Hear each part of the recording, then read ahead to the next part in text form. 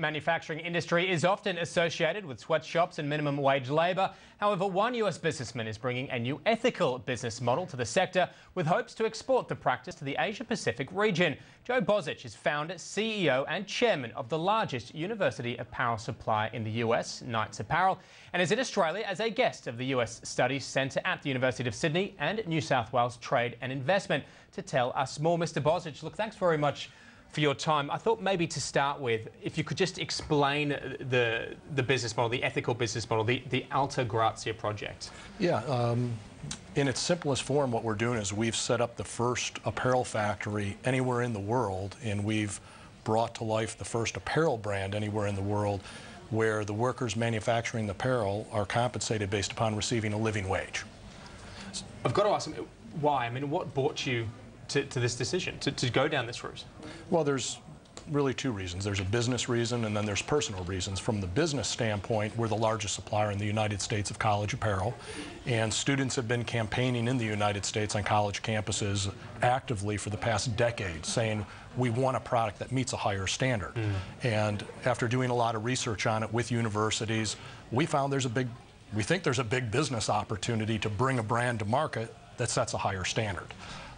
And then the personal side of it is I've went through some personal experiences along the lines of building this company, and it just became very important to me that the business is more about than just bottom line profit.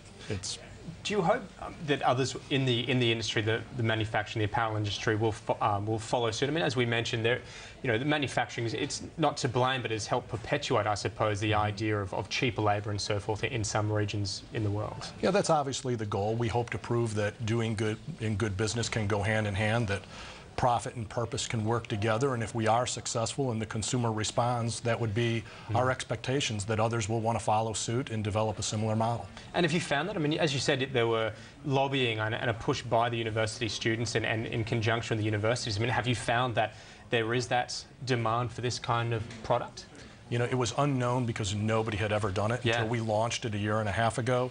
But in the year and a half since we started this initiative, there is absolutely zero question in our mind that this is a sustainable business model.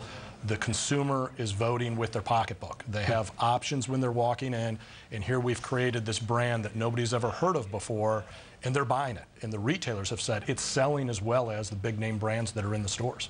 Well, after just a year and a half, as you say, I mean, obviously that would lead you to think, well, where else can we sort of explore in terms of exporting this model? I mean, do you have further plans? Our goal is that this does expand outside of not only the university bookstore market in the United States, but that it will take us into traditional retail and hopefully expand into other markets around the world.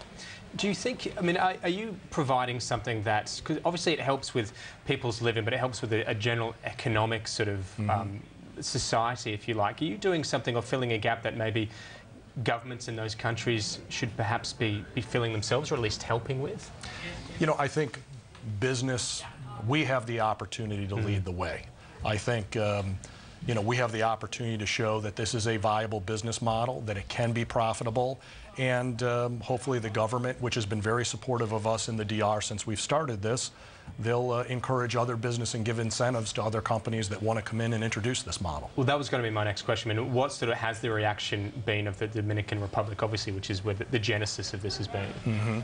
The president of the country came and visited us in the United States, met with us with some of our retail partners, and they expressed support.